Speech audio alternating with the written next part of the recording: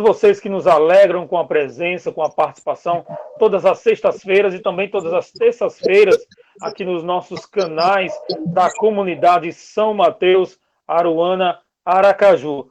Hoje nós vamos começar o nosso programa Paróquia em Debate.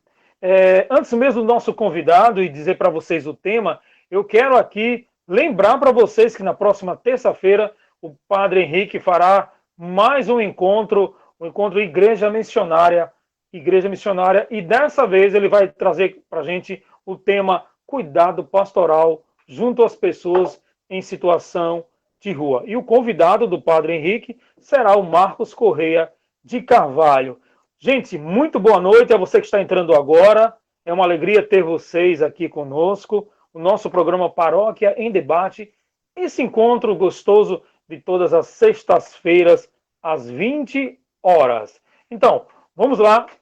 Só um minutinho, ok? Vamos lá. Vamos então trazer para vocês o nosso convidado de hoje. Ele já entrou aqui, vocês já estão vendo. Nosso querido Igor.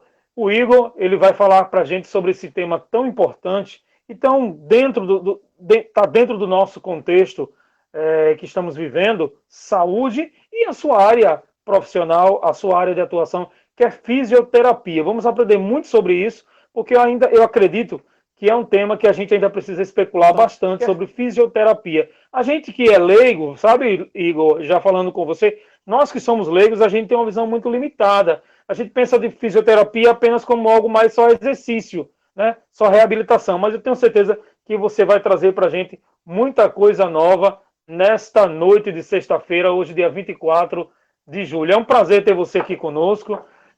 A gente já era para termos feito esse encontro, mas a vida, né? O vento sopra onde quer, né? Os ventos sopram onde quer, como diz a Sagrada Escritura. Eu quero dar uma boa noite para você e deixar você à vontade para falar com os nossos queridos ouvintes e telespectadores. Boa noite, meu amigo André. Boa noite a todos os meus colegas, amigos, irmãos paroquianos e todos os espectadores. Venho acompanhando aí todos os nossos encontros e parabenizo. E aproveito para salientar a minha felicidade, porque isso venho com muita saudade, né, da nossa paróquia, da nossa convivência, e poder estar hoje dentro de um programa que tem relação com a minha comunidade, eu fico muito feliz e dá para matar um pouquinho essa saudade. Realmente a fisioterapia hoje em dia ela já vem crescendo um pouco, mas ela é sempre relacionada realmente a exercício físico e a lesões que envolvem músculo, osso. E a gente está vendo hoje, no nosso momento de pandemia, que a fisioterapia ela vem fazendo um grande diferencial dentro dos leitos de UTI da fisioterapia respiratória. Então, realmente é uma coisa bem abrangente para ser discutida. Você é apaixonado pelo tema. Como quem é apaixonado, fala pelos cotovelos. Segure aí, que a gente, vai... pincelada. Mas quem tem amor pelo que faz, como é o seu caso, realmente, se a gente deixar, a gente vira a noite aqui conversando sobre esse tema. Mas é fato, realmente, que bom que você já deu esse doce, né, inicial, porque realmente a fisioterapia está aí demonstrando realmente para que veio e como ela é salutar e importante em tempos de pandemia também. Mas a gente quer conhecer um pouco você. Muita gente de outras comunidades nos assistem todas as sextas-feiras, e até a gente aqui que está na nossa convivência entre pastorais, às vezes a gente não conhece a história do outro, de onde veio, de que comunidade surgiu. E eu quero que nesse momento você se apresente, né? Se é casado, fala um pouquinho dos seus filhos, da sua esposa, e de que comunidade você surgiu até chegar aqui na São Mateus. Primeiro eu peço desculpa um pouquinho pela tosse, ainda recuperando um pouquinho, né, da infecção aí da Covid. Aproveito que eu não falei nisso, eu queria agradecer todas as orações, todos os colegas. Muitas vezes ficava um pouco difícil responder, mas eu me senti muito acolhido e não me senti realmente sozinho por todas as orações que chegavam. Eu realmente me senti bem tocado por Deus todo esse momento que eu passei. Meu nome é Igor, eu sou maranhense. Meu pai é maranhense, minha mãe também, minha irmã é manauara. A gente rodou um pouquinho o Brasil por causa que meu pai era da Polícia Federal, mas realmente a gente se instalou aqui em Aracaju e é a cidade que eu adotei para minha vida. Né? Eu sou casado, minha esposa também é mineira, é de fora, é mineira, né? Outra filha aqui do nosso estado agora, e eu tive 2 filhotinhas que são as minhas Marias, que elas são nossas coroinhas da paróquia São Mateus, e elas sim são frutos de Sergipe. Essas são as 2 sergipanas da família. Inclusive, esse processo de ao vivo sempre tem uma certa interferência de A ou B entrando no quarto. Não, papai se for sua filha, traz ela aí pra gente conhecer ela. Vem aqui, Laurinha. Vem aqui, Laurinha. Não, deixa aqui segurando. Vamos aproveitar essa delícia, oh meu Deus. Essa vou pegar na bochecha dela. Oh meu Deus. Essa é Laura. Linda. A outra tem o mesmo rosto, então a outra é Maria Giovana. Se eu tirar ela e colocar de volta, vocês vão achar que já é a outra. Tá no mesmo. Deixa o papai conversar um pouquinho. Beijinho, Laura. Dá um tchau pra todo mundo, dá um tchauzinho.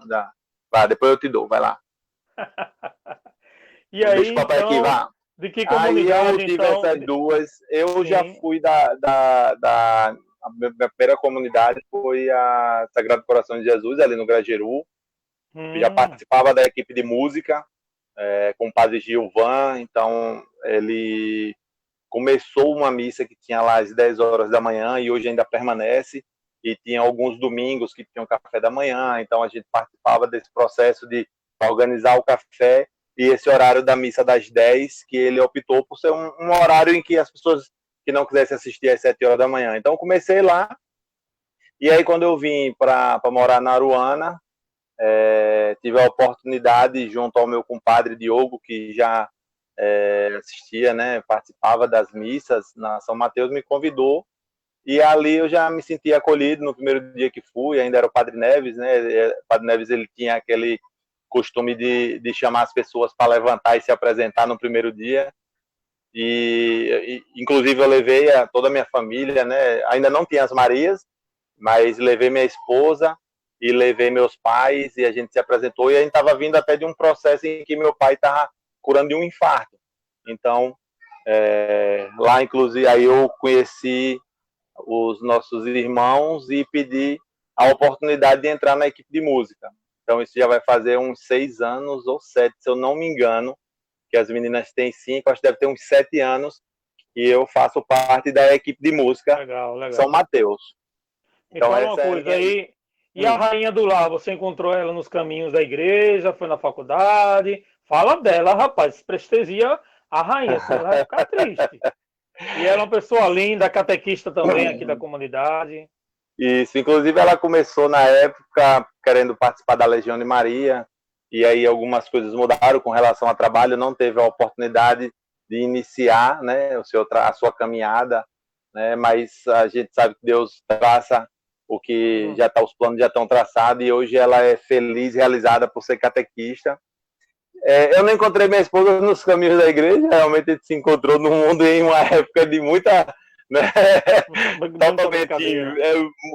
Totalmente inverso da igreja, mas a mãe dela é da Pastoral do Batismo, então ela sempre foi, né, da paróquia.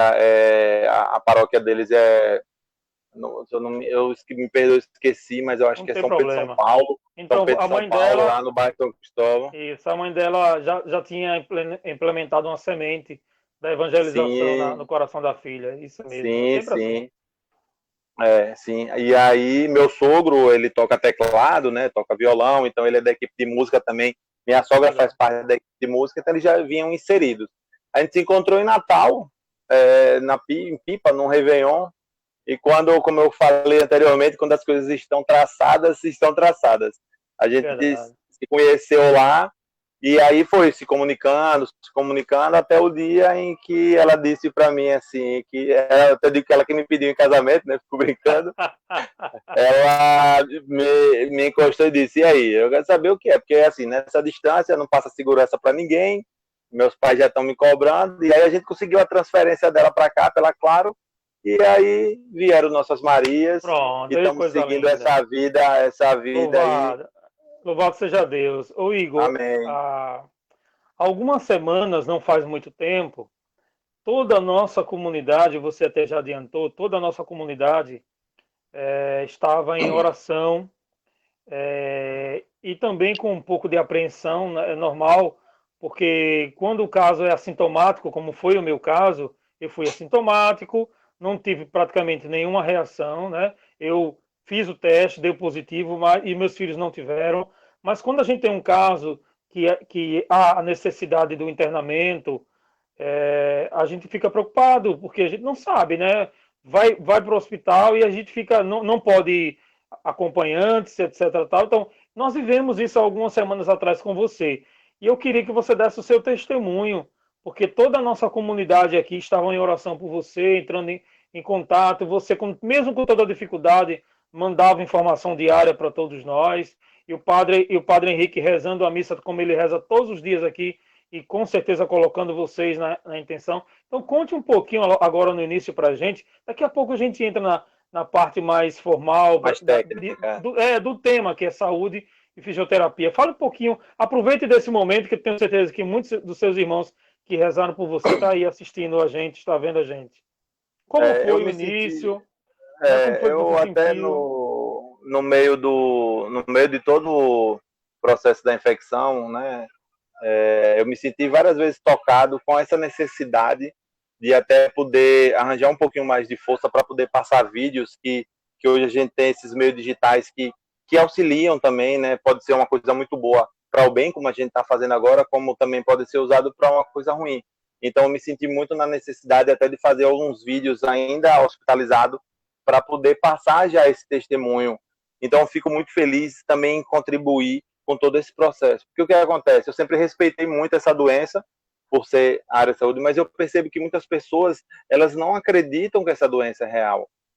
No fundo do meu coração,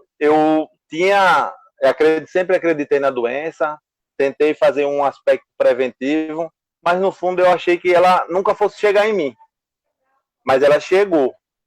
E aí eu já tinha feito exames pela confiança, para que as atividades voltassem, deu negativo aqui o exame de sangue, tanto para o IgG e o IgM, que são os processos de imunidade, deu negativo, e aí eu comecei a sentir uma fraqueza no corpo em um domingo, evoluir para febre e muita dor no corpo. Então, como eu já sou um sorteado com relação a dengue, já tive 3 vezes dengue, eu já estava associando que fosse esse processo de dengue. Mas aí o que acontece? Hoje, nesse momento, o primeiro ponto que eu gostaria de deixar para todo mundo é que a gente não pode negligenciar os sintomas. Tá? A Covid ela é uma doença em que a gente não tem muitas respostas e não entende bem. Então, os sintomas eles estão aparecendo de várias formas. Eu tive a dor no corpo e a febre, mas eu não negligenciei o processo. Eu tive a oportunidade de uma amiga de Aline ser infectologista e fiquei contendo o processo de febre, mas a cada 7 horas o processo de febre voltava. E aí eu fui, para a primeira vez, por conta própria, fazer uma tomografia. Isso no 3º dia de infecção, controlando a febre em casa. Ao mesmo momento, eu já me isolei no meu quarto. Então, a Aline já foi para outro quarto com as meninas, já fiz esse processo de isolamento. Mas quando o sintoma sai, provavelmente a gente já está infectado. A Aline teve 2 dias de sintoma e testou também positivo, mas teve 2 dias de sintoma. Então, eu tive já mais de 25% do pulmão no 3º dia já tomado.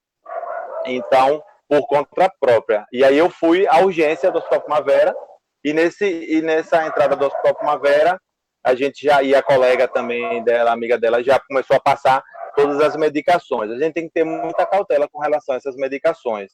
Ver muita gente tomando ivermectina como aspecto preventivo. Eu tomei, não existe nenhuma ciência que comprove, eu tomei no sábado e no domingo eu tive sintoma.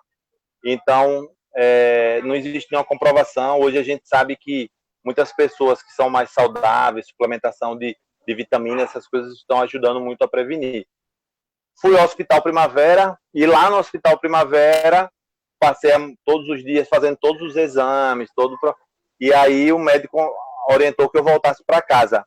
Então, o segundo ponto que eu venho observar é a oximetria, a saturação de oxigênio. O problema principal da Covid é que ela faz com que não existam trocas gasosas, o oxigênio fique pobre, o sangue de oxigênio. Então, eu fui e comprei um oxímetro para fazer esse acompanhamento. O oxímetro a gente coloca no dedo e fica acompanhando a saturação de oxigênio. Certo. Eu passei mais um dia e a minha saturação era muito instável, então eu voltei novamente, não negligenciei, voltei ao hospital e mesmo assim ainda voltei para casa. A saturação de oxigênio, nós somos orientados a não diminuir menos de 92% de saturação de oxigênio. Isso já é o limite da saturação de oxigênio. É a minha saturação basal. Quais são os níveis normais, já que você... Os níveis normais de saturação é 98, 97, vai depender muito da idade, vai depender muito do histórico também, se já foi fumante, se não foi, se tem histórico de pneumonia. Então, uma saturação, dependendo do histórico, até 96, até é permitido. Mas a minha, ela desceu para 92, e o critério de eleição do terceiro dia para a gente voltar para o hospital foi porque ela desceu para 89. Então, a gente foi para o hospital, e lá fiquei internado. Realmente os hospitais estavam muito cheios. Os meus piores momentos foram dentro do leito da urgência, porque era dividido 15 leitos, e lá eu tive a oportunidade, né, de ver pessoas que tiveram um resultado satisfatório, como eu também vi irmãos que estavam em outros leitos e que tinham as mesmas características, idade, nível de atividade, que eu, tomando as mesmas medicações e não tendo o mesmo sucesso. Então, realmente, deixa eu só encostar essa porta aqui das meninas. Fique à vontade, a gente entende. E aí, uma coisa também que a gente já sabe da doença é que o 7º dia de sintoma ao 10º é o processo inflamatório. Então, eu ficava muito ansioso, realmente, esperando e contando nos dedos o dia do 7º dia, porque me deixava muito apreensivo. Você faz uma reflexão sobre sua vida, né? Você lembra das suas filhas a tecnologia me favoreceu. A tecnologia me favoreceu porque eu pude ter a oportunidade de receber essas mensagens, de receber as orações, de receber áudio. Às vezes eu não conseguia responder todo mundo, mas me senti muito acolhido, muito querido, sabe? Isso me fez ser mais forte. Eu fui no 7º, realmente eu tive uma piora, a oxigenação baixou, comecei com muita tosse, e aí eu tive um auxílio de oxigênio para estar. E depois eu só passei do 10º dia, foi impressionante, Deus realmente está do meu lado. No 11º dia, o processo inflamatório foi saindo, e eu venci a Covid. Foram 14 dias hospitalizado, mas em momento nenhum eu me senti perdendo a fé e nem sem um acolhimento das pessoas. Então, mais uma vez, eu aproveito para reforçar, agradecer todas as orações, que elas foram fundamentais para esse processo de cura. A gente imagina realmente estar no meio de tantas pessoas doentes, e esse processo deve ser muito angustiante. Você ver pessoas com a doença sendo evoluindo, como ele evoluindo na ciência, é o contrário da visão, né? Evoluindo é quando vai piorando, né? Tanto que quando a pessoa morre, eles evoluiu a morte, né? É estranho esse termo técnico, né? Você vai percebendo as pessoas evoluindo. Então, eu nunca tive uma situação dessa, mas deve ser muito angustiante, porque você imagina que isso pode acontecer a qualquer momento com você. Eu vendo as reportagens, lendo vários contextos de testemunhos, pessoas que a gente, pelo menos é o que diz a ciência, geralmente as pessoas quando são entubadas, uma média de 50% das pessoas quando são entubadas, elas não voltam. Ela evolui a morte. Então, assim, se você está vendo que essa sua saturação, daqui a pouco você está tomando oxigênio, não tem como a gente não pensar, meu Deus, será que eu sou o próximo a ser entubado? Né?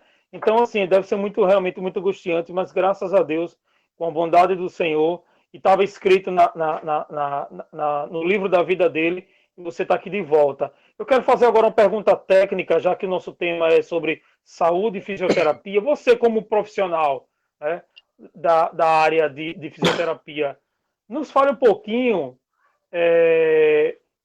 como é esse processo, junto com a fisioterapia, para o paciente voltar aos seus níveis normais, a sua fortificação, a sua motricidade. Como é esse trabalho junto com a pandemia, a fisioterapia?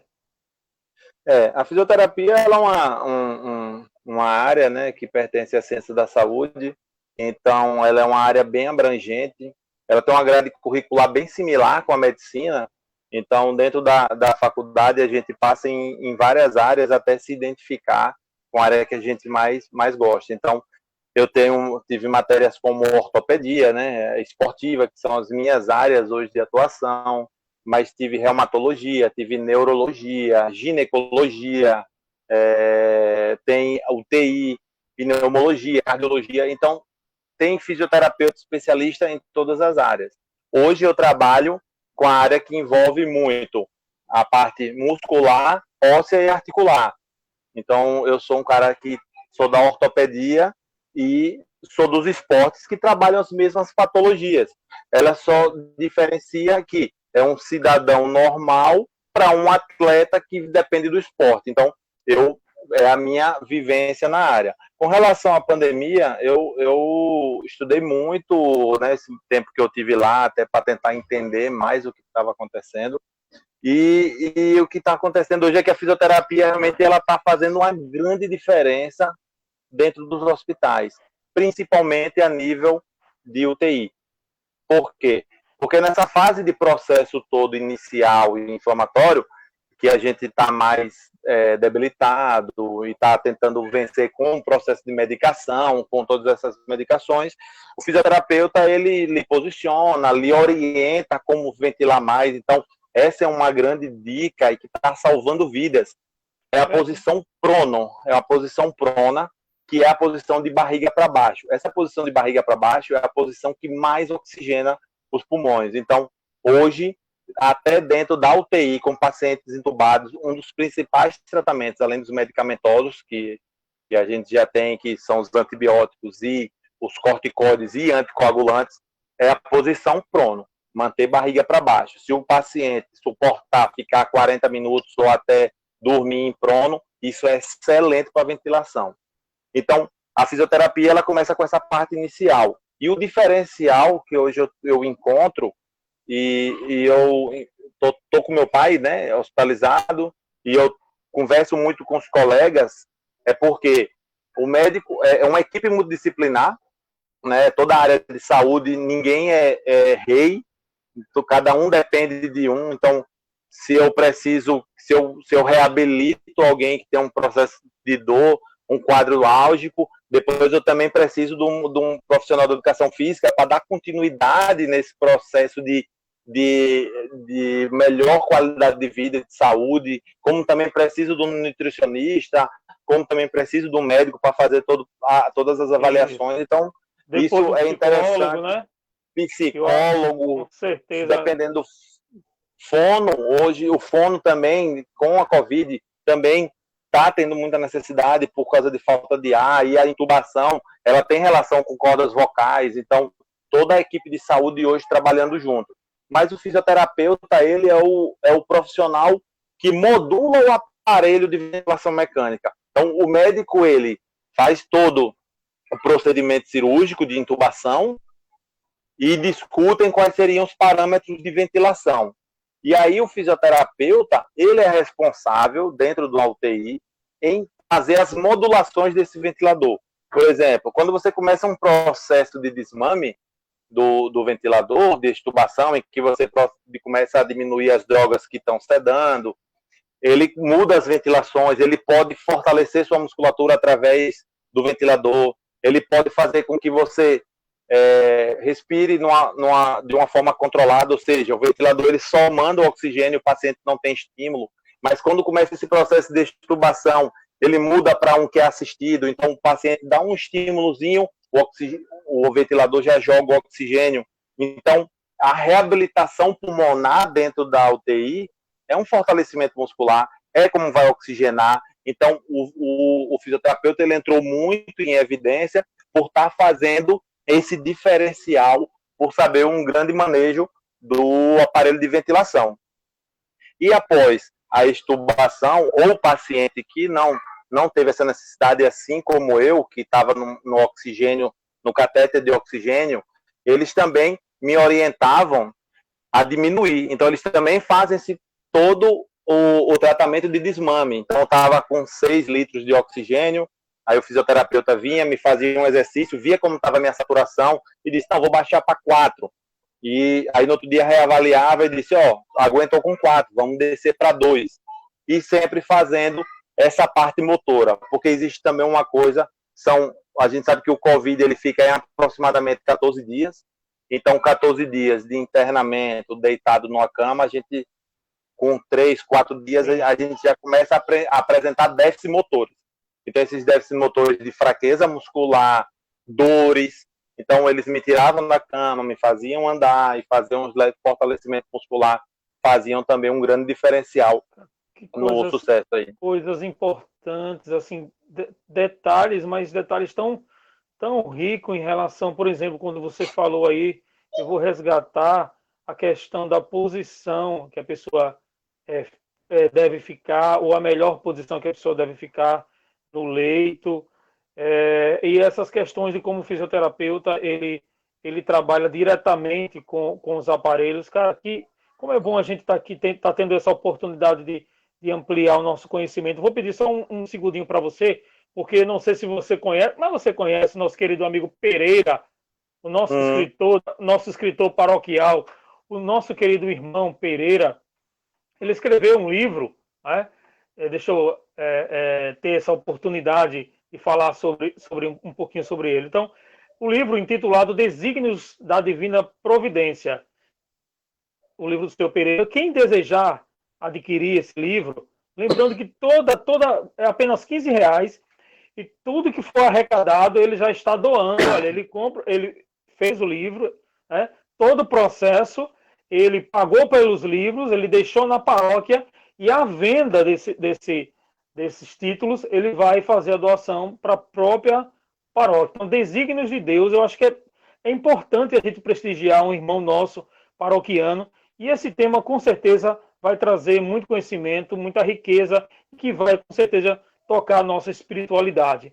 E esse é o primeiro ponto, o primeiro detalhe que eu gostaria de dizer nessa noite para os nossos irmãos paroquianos, e aqueles que são de outra comunidade. Vocês podem ligar para o telefone paroquial. Aqui nas nossas redes sociais, nós colocamos no perfil o telefone da nossa paróquia. Você também pode adquirir o livro Desígnios de Deus, do nosso irmão, do nosso paroquiano Pereira. E lembrando que na próxima terça-feira, às 20 horas, o Padre Henrique estará conosco ao vivo na live Igreja Missionária. E o tema é um tema muito importante, um tema assim, que traz para a gente também muitas informações. Cuidado pastoral junto à pessoa em situação de rua. Eu tenho certeza que esse tema também está altamente sendo discutido, porque nós temos muitas pessoas que estão sentindo a ausência das pessoas na rua, os comércios fechados. Então, tem muita gente passando fome nas ruas, e o padre vai trazer esse tema para sensibilizar, para que a gente conheça também, e quem sabe até encontre caminhos para ajudar. A paróquia já ajuda. Já vou fazer um terceiro link, me perdoe, meu amigo Igor, mas a paróquia tem um projeto Família Solidária. Eu queria dar um toque, porque nesse mês nós tivemos uma pequena baixa na quantidade de doações, e eu queria dar uma dica para os nossos irmãos paroquianos e aqueles que ajudam, doando as cestas básicas, que se você... Claro, a pandemia pegou todo mundo de surpresa, as pessoas estão vivendo com o mínimo possível. Se você tiver alguma dificuldade de fazer a doação da cesta básica, não tem problema, você pode ligar para o seu vizinho, para o seu irmão, vocês podem dividir os mantimentos e trazer para a comunidade, que com certeza será de utilidade, e ficaremos muito felizes, e tenha certeza que esse ato ajudar muitas pessoas. Então, a gente percebeu uma pequena baixa, mas aí essa dica, se você não pode doar a cesta por completo, você pode reunir com a sua família, ligar para o seu irmão, ligar até para o seu vizinho, unir vocês dois e dar uma cesta básica. Então, projeto Família Solidária, todos os meses, principalmente agora nesse tempo de pandemia. Já acontecia, né, Igor? Na nossa paróquia já acontecia a Semana Solidária e esse trabalho foi intensificado ainda mais. Eu queria, já com essas novas informações tão importantes que você nos trouxe essa noite, Igor, a pergunta que eu quero fazer para você é, agora já dentro mais da sua rotina, né? Qual é o trabalho que é feito nos esportes? A gente quer conhecer você também. Se você tiver algum detalhe ainda para falar sobre o tema anterior, eu poderia ter, se eu cortei você pode terminar e pode entrar. A gente também tem curiosidade e alegria em conhecer também como é esse trabalho de fisioterapia nos esportes. Não, tá muito tranquilo. Parece que você tá muito treinado aí, né? Já tem experiência aí. Obrigado. Novos talentos aí, né? Obrigado pela isso aí, a pandemia. Inclusive, até para reforçar com a campanha, nós somos, acho que o brasileiro tem uma capacidade de se adaptar, de improvisar muito boa, né? Então, a gente sabe que a pandemia prejudicou muitas pessoas. Eu até estava sentado com a contadora da gente lá da clínica, e ela falou que ontem deram entrada mais de 125 empresas fechando no estado. Então, realmente está bem difícil. Mas a nossa capacidade de improvisar de brasileiro fica assim, de querer ajudar, né, o coração, a gente acaba se adaptando. Por exemplo, a gente vê que existe uma doação de livro que pode ser revertido para o benefício, né? Eu até há um tempo atrás peguei a camisa do Confiança, consegui uma camisa do Confiança, fiz uma pequena campanha e aí a gente arrecadou mais alguns valores que foram passados para o Padre Henrique. Então, se às vezes você não tem a condição de realmente dar espécie, às vezes você tenta se adaptar, tenta inovar para tentar ajudar de alguma forma, e eu sei que sempre ajudar, por menor que seja, sempre é benéfico. Eu hoje trabalho, eu tenho uma clínica, né, de fisioterapia, onde eu trabalho dentro de um consultório. Minha maior população são pessoas com dor ou de pós-operatórios que envolvem a parte ortopédica e de esporte. Hoje eu não sou mais docente da universidade, até porque eu vou começar aí umas aulas aí com relação de doutorado, né? Eu já fiz um mestrado, então hoje eu estou só relacionado à pós-graduação, então eu dou aulas de pós-graduação sempre na área da fisioterapia esportiva, viajo também para palestras, e hoje dentro do esporte eu consigo aplicar no esporte de alto rendimento. Eu tenho duas vivências, que uma é dentro da Associação Esportiva Confiança, né? O clube hoje vai disputar uma Série B, inclusive ontem teve um sucesso aí, pela primeira vez classificou na Copa do Nordeste e classificou em primeiro lugar, né, à frente de Vitória, de Ceará, de Fortaleza, que são clubes de Série A. Então realmente foi um grande feito para o nosso estado também. Eu não posso falar muito ao vivo, mas eu queria que os clubes daqui também conseguissem ter, né, não vou dizer que vou torcer para o Sergipe e para o Itabaiana, mas eu queria que os clubes daqui crescessem, porque isso faz com que o turismo cresça. O futebol envolve muita coisa. Então, todos os profissionais que trabalham com esporte, nutrição, preparação física, iam crescer se os outros clubes também conseguissem se organizar como Confiança vem se organizando e representando bem o estado. E eu, algumas vezes, sou convocado para a Confederação Brasileira de Desporto Escolar. Então, eu viajo com as seleções que vencem as competições, as competições nacionais. A Confederação Brasileira de Desporto Escolar, ela não convoca seus atletas. Eles fazem os jogos dentro do Brasil para estimular essa interação entre as escolas do Brasil, e sempre o campeão viaja para representar o Brasil nos mundiais. Então, eu sou convocado para essas competições, já fui para Sul-Americano, Mundial de Futebol, inclusive foi a primeira vez que o Brasil foi campeão de futebol, porque os outros países eles convocam e a gente levou o time que foi campeão do colégio, só que o campeão do colégio foi um time de São Paulo e era a base do Corinthians, então a gente foi bem forte também. Primeira vez que o Brasil foi campeão.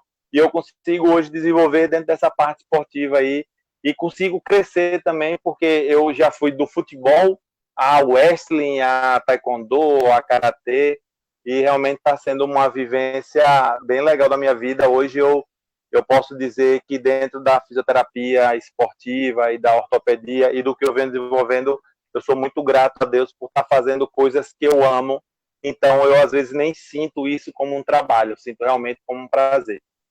Eu me recordo agora aquela célebre frase que ame aquilo que você faz e não terás que trabalhar um sequer dia na sua vida. Né? Nem sei de quem é a frase, mas é uma frase muito, muito debatida nos contextos acadêmicos, né? Quando a gente pensa na questão vocacional, o que eu vou escolher para fazer? A gente vai passar tantos anos da nossa vida fazendo aquilo, e esse contexto vocacional, eu lembro quando a gente fala muito sobre isso, vem logo essa frase, né? Ame, escolha algo que você ama, que você não vai precisar trabalhar. É o que você está dizendo. Desculpe a pergunta de leigo, mas é leigo mesmo, raso. Pode é o meu caso. Tá todo mundo em casa. Qual a diferença do preparador físico para o fisioterapeuta? É uma pergunta assim, porque ele faz as duas coisas ou são repartições diferentes, cada um cuida de uma realidade dentro do esporte? Não. Fale dessa rotina do exercício, etc. Tal. Certo. O que acontece? O preparador físico, ele é o profissional da educação física, né? O fisioterapeuta, ele faz realmente é o curso de fisioterapia. É porque dentro da preparação física, o profissional de educação física, ele sai como um nome de formato de preparador físico, e ainda além tem outro profissional da educação física que faz todo o processo de controle da carga, de treino, se o atleta está fadigado, que aí trabalha também em conjunto com a fisioterapia para os aspectos de prevenção de lesão. Então, a gente sabe que dentro do futebol, então, a função fisiologista... Impacto, né? Muito impacto, né? Isso, a função fisiologista também é do profissional de educação física. Dentro de um clube de futebol, a gente tem uma rotina que essas equipes elas têm que trabalhar diretamente. A gente também tem um médico que acompanha nas partidas oficiais e qualquer tipo de intercorrência, os atletas vão até o consultório dele para fazer a avaliação, o Dr. Francis. E aí a gente tem a preparação física e a fisiologia que traçam todos os processos de treinamento junto com toda a comissão técnica, né? O técnico, auxiliar. E a fisioterapia, ela fica com dois pontos importantes. Antes de começar a temporada, a gente faz avaliações, que são consideradas avaliações funcionais, que nos vão dar resultados em que aquele atleta tem uma predisposição ou não, sei lá, para torcer um joelho, tem uma predisposição para lesionar a musculatura, e aquele atleta, antes de lesionar, ele já vai para a fisioterapia fazer um nome que a gente utiliza muito corriqueiro, que é fazer a manutenção. Então ele vai lá dentro da fisioterapia, sem nenhuma lesão, treinando normalmente, para fazer alguns exercícios que vão minimizar o risco de lesão dele.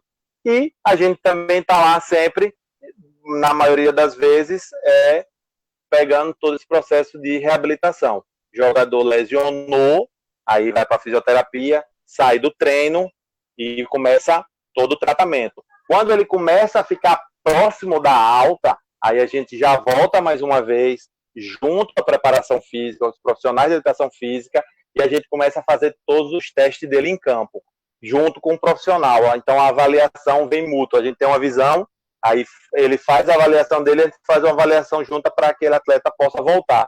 Então, a diferença principal entre o preparador físico e o fisioterapeuta é a formação, porque o preparador físico ele só pode ser profissional de educação física. O fisioterapeuta ele não trabalha com performance.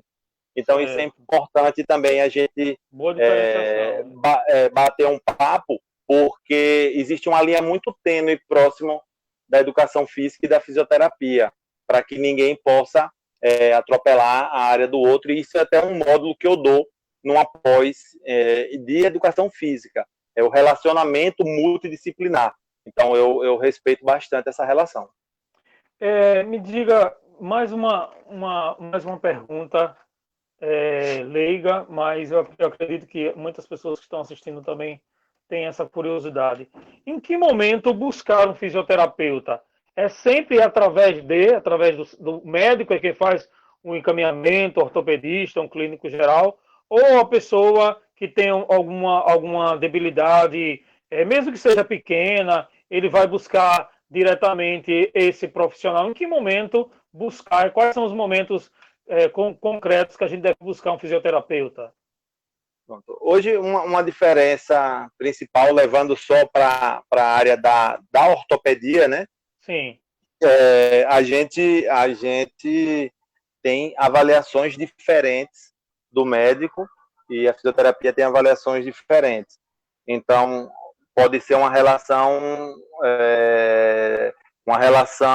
de mão dupla, na verdade. Então, alguns pacientes vão ao médico, ele faz a avaliação, pede todos os exames complementares, como raio-x, ressonância, e diz, você tem indicação de fazer fisioterapia. E aí o paciente é que procura um fisioterapeuta e diz, o médico disse que eu tenho isso, vem com relatório, e aí faz uma avaliação da fisioterapia para que a fisioterapia possa traçar qual vai ser o melhor tratamento. Mas hoje também são profissões independentes, então pacientes também nos procuram, geralmente são pacientes que apresentam algum tipo de lesão ou algum tipo de dor, então eles nos procuram, porque a gente faz uma avaliação mais funcional de atividades do dia a dia, e também, de acordo com o que a gente encontra, às vezes a gente também tem a necessidade de enviar esse paciente para uma avaliação médica. Então, todo paciente ele pode procurar um fisioterapeuta de forma espontânea, não tem necessidade de passar por médico, a não ser que existam sistemas burocráticos, como utilizar plano de saúde. Então, para que utilize o plano de saúde, ele tem que passar primeiro no médico e o médico prescrever. Mas a gente tem total condição de fazer uma avaliação, identificar o problema e já começar o tratamento para a solução do problema. Um dos pontos importantes também são as técnicas preventivas, é onde fica a linha tênue com o profissional da educação física. Alguns pacientes, eles não são pacientes, são clientes que nos procuram para estar fazendo principalmente a técnica de Pilates como uma forma preventiva. Então, quando eu falo com os meus alunos em pós-graduação até graduação, a gente não pensa no Pilates como uma forma de performance, emagrecimento, barriguinha durinha, né? Eu penso num paciente que vai ter uma musculatura melhor, uma boa flexibilidade, bons hábitos do dia a dia, boa postura, para minimizar o risco de lesão. Se eu quiser trabalhar com performance, para que tenha um abdominalzinho mais saradinho, aquelas coisas, aí eu mando para um profissional de educação física, porque ele é o profissional mais indicado para fazer essa parte de treinamento.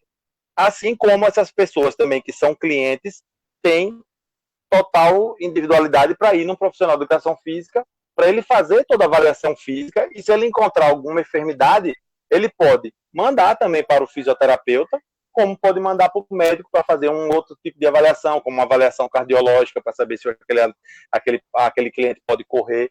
Então, são profissões independentes que às vezes, muitas vezes, precisam se indicar para a gente ter o melhor resultado, que é a saúde do paciente. Você falou uma coisa aí muito importante que eu quero resgatar aqui nesse nosso bate-papo, que é buscar o profissional correto, porque a gente sabe que existem no mercado aí, no mercado livre, usando esse termo, no mercado livre a gente passa e vê aquelas plaquinhas, né? Fazemos avaliação RPG e tarará, tarará, né? Fazemos isso, fazendo aquilo. Nas academias, né? Nem sempre tem lá um profissional da área. Eu não sei se no caso das academias se existe uma obrigatoriedade de ter esse profissional, mas pelo menos o professor formado, habilitado em educação física, em todas as áreas tem as gambiarras. Desculpe a expressão, mas como é um programa, como é uma live popular da nossa comunidade, também serve para o nosso conhecimento, para o nosso fortalecimento de informações, a gente tem que ter muito cuidado com essas gambiarras, com esses ditos profissionais.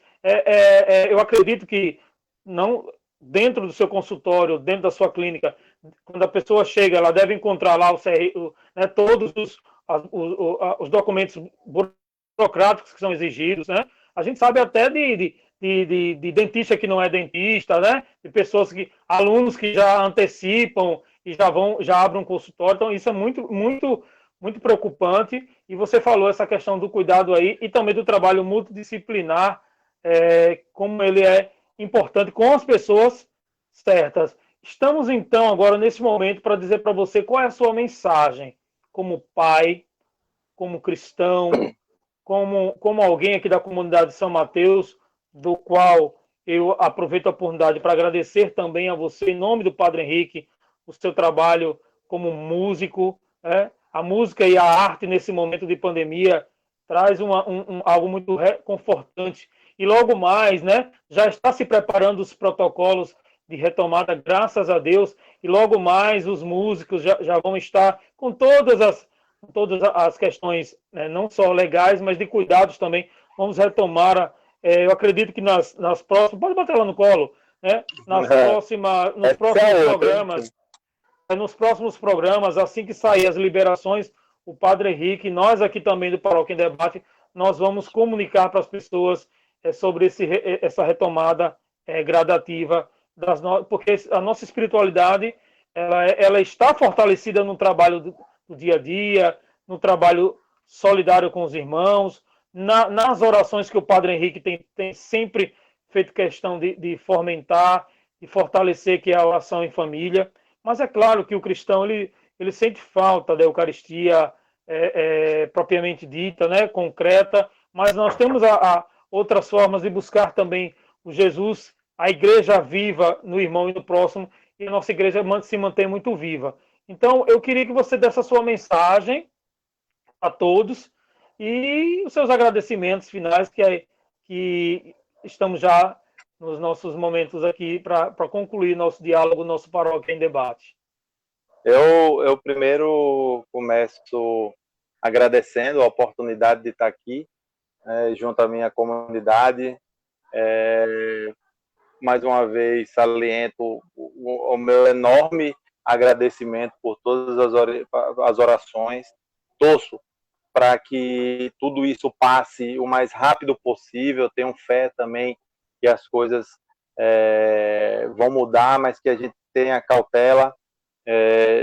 Eu confesso que muitas vezes eu não sabia opinar se eu deveria abrir a clínica ou ficar com medo do vírus. Hoje tem uma coisa muito certa, que a gente sabe como são os aspectos preventivos, eles são concretos.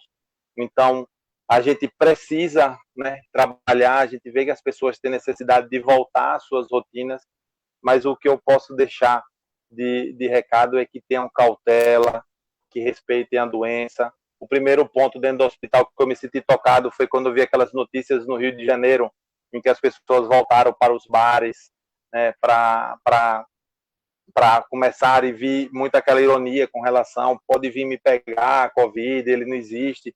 Então, respeitem, não negligenciem, ela existe, tomem cuidado com os aspectos preventivos, aproveitem esse momento, né, de família.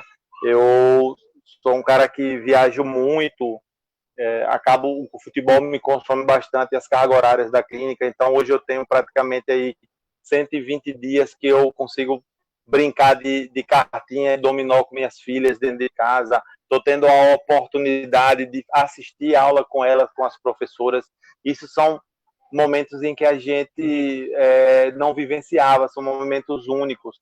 Eu sei que a gente não tem como pegar nada de positivo do momento de pandemia, mas que a gente possa, assim, aproveitar todos esses momentos em que a gente não aproveitava, que a gente possa sair, fazer uma reflexão e ser seres humanos melhores.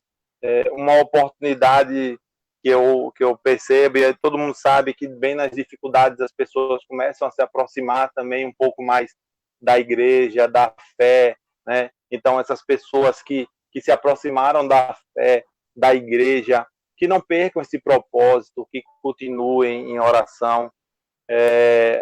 Como você mesmo falou, meu amigo, a gente sente falta, né, da Eucaristia, mas as mídias sociais estão aí, a TV está aí, então todo domingo a gente monta todo o nosso altarzinho aqui com minhas filhas, se estimulando, porque elas já são coroinhas, então a gente monta a nossa sala de mini paróquia, então a gente ajoelha realmente perante Jesus, reza e faz uma comunhão espiritual. Eu acho que nós podemos sim pegar essa pandemia e ser seres humanos melhores.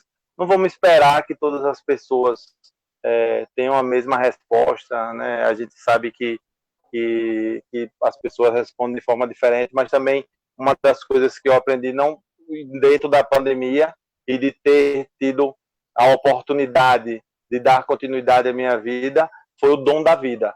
Então, a vida passa muito rápido, tá? A vida passa muito rápido e a maior lição que eu tenho é o dom da vida. Ela é muito crucial para a gente estar perdendo tempo, muitas vezes, com discussões políticas, com desavenças bestas, em que você passa 2, 3 dias sem se falar com alguma pessoa. Então, essa foi a minha maior lição. E o recado que eu posso deixar é: a doença existe, não negligenciem os sintomas, o tratamento precoce salva vidas e eu estou sempre à disposição e muito feliz de estar sentindo minha paróquia mais uma vez e com esse projeto de aproximar também as pessoas. Que projeto muito legal e parabéns pela conduta. Perfeito. Você me pediu aí umas 4 desculpas que eu até agora estou tentando descobrir o porquê você pediu desculpa. Sabe por quê? A gente trabalha com a organização, então, com um certo script que a gente conversa durante a semana. As pessoas veem montado assim, mas tem todo um cuidado, toda uma delicadeza para que a gente não pegue a pessoa de surpresa numa pergunta ou outra. Então, quando eu vou fazer uma pergunta, mesmo sendo muito popular, eu gosto de dizer para a pessoa: olha, não se preocupe, é quase como dizendo assim, relaxe, que você vai saber responder isso. É só um cuidado de comunicador, tá certo? Muito obrigado. Que Deus lhe abençoe, Deus te guarde. Manda um abraço para sua esposa. Muita gente participou conosco aqui. Legal. Ana Peixoto, eu vi aqui, mandou um abraço para a gente, dizendo que foi muito legal. Muitas pessoas, a Juliana, não sei se você conhece, a minha esposa, mandou dizendo Bela cantora, que é uma das vozes, né, mais bonitas aí que a gente tem na nossa paróquia. Realmente, nós temos grandes cantoras, né? A Juliana realmente é um grande destaque aí na voz e no todo o trabalho, né, que ela vem, que ela sempre desenvolveu. Que ela sempre desenvolveu, é bem legal. E o nosso sistema de produção, rapaz, eu fiquei chocado com todo o sistema de produção. O Lúcio tá de parabéns, eu nunca tinha visto. Ele tava até brincando, 10 minutos ele apertando o botão pro lado, não sabia mais nem o que ele tava fazendo. Então, poxa, é uma paróquia unida que cresce junto. Isso eu fiquei muito feliz e lisonjeado de ser uma representante hoje aqui. Legal, essa é a comunhão que o Padre Henrique sempre deixa claro entre nós, e ainda mais claro nesse momento onde ele fala que a Eucaristia ela é viva quando nós buscamos esse Deus no outro, né? Quando nós montamos os nossos altarzinhos, que esse testemunho seu parece que foi descolado do todo, mas não. Eu acho que dentro desse momento que nós tivemos agora à noite, quando você falou de montar o altarzinho, eu fiquei imaginando essas duas fofuras juntinhas, junto com a sua esposa, fazendo a oração em família. É isso que realmente nos relata e nos solicita sempre o nosso pastor, que é o Padre Henrique. Que Deus te abençoe. Um abraço para sua esposa. Amém. Tá? E todos nós estamos aqui de coração, juntos e aguardando o momento para a gente se encontrar e se abraçar. Eu vou só dar alguns recadinhos, mandou um abraço. Eu já me despeço de você e vou só dar alguns recadinhos, que nós temos certo, mas estou aqui ouvindo. Tá ok. Estou aqui ouvindo. Então fica por aí. Bom, pessoal, reforçar com essa fofura fica até difícil eu me concentrar vendo essas bochechas lindas. Isso aqui é igreja, isso aqui é família, coisa linda. Ó, beijo para você. Nosso irmão Pereira, paroquiano da paróquia aqui, da paróquia São Mateus, ele, com muito carinho, preparou o seu livro, o livro intitulado Desígnios da Divina Misericórdia, e ele disponibilizou, né? Ele a pandemia, né, nesse momento de pandemia que a gente não pode estar se movimentando, ele deixou todos os livros na secretaria da nossa comunidade, está lá disponibilizado, e toda a arrecadação é apenas R$ 15. Todo o dinheiro que for arrecadado vai ser reinvertido para as nossas obras, para o nosso trabalho aqui na paróquia São Mateus. Então, assim, eu vou só reforçar desígnios de Deus, o nosso autor paroquiano, o nosso irmão Pereira, está à disposição nas nossas redes sociais. Você encontra o telefone da nossa secretaria paroquial e você pode já encomendar o seu, e sabendo que esse valor que você está sendo vinculado vai servir para as nossas atividades aqui. E na próxima terça-feira, o nosso querido Padre Henrique, ele vai trazer, junto com o tema cuidado pastoral, junto com as pessoas em situação de rua, ele vai trazer um convidado que é o Marco Correia de Carvalho, que é o coordenador arquidiocesano da Pastoral do Povo de Rua. Então, assim, na próxima terça-feira, não perca, é um momento, como nós já recordamos aqui no nosso encontro, é um momento que a gente precisa também abrir os nossos corações, os nossos olhos, para ver e ouvir esses nossos irmãos que estão em situação de rua, porque, como também disse o Igor, muitas empresas fechando, o comércio paralisado, e essas pessoas que precisam dessas atividades e dessa circulação de pessoas, muitas vezes para prover o seu pão, para prover o pouco que eles têm, está passando por uma situação ainda mais difícil do que normalmente já é a vida dessas pessoas em situação de rua. Então, tenho certeza que o Padre Henrique e o Marcos Correia, que é o coordenador arquidiocesano, vai trazer informações que vai ser muito importante para que a gente conheça essa realidade dos nossos irmãos e também saiba como agir, porque não é só dar e dar de qualquer forma. Tem a forma correta e se é através de uma pastoral, com certeza, dentro de uma organização, dentro de um trabalho que vai trazer frutos também de conversão para a nossa igreja. Então, eu fico por aqui, agradeço a todos vocês da Paróquia São Mateus, a todos que de outras comunidades nos deram a honra e a participação, vocês que fizeram seus comentários. Peço desculpas se a gente não pôde ler todos os comentários, mas eu agradeço demais a sua participação. Grande abraço, Igor, grande abraço ao nosso amigo Lúcio e a todos vocês. Saúde e paz. Louvado seja o nosso Senhor Jesus Cristo. Para sempre seja louvado. Amém. Até a próxima semana com o nosso encontro semanal. Tchau, tchau.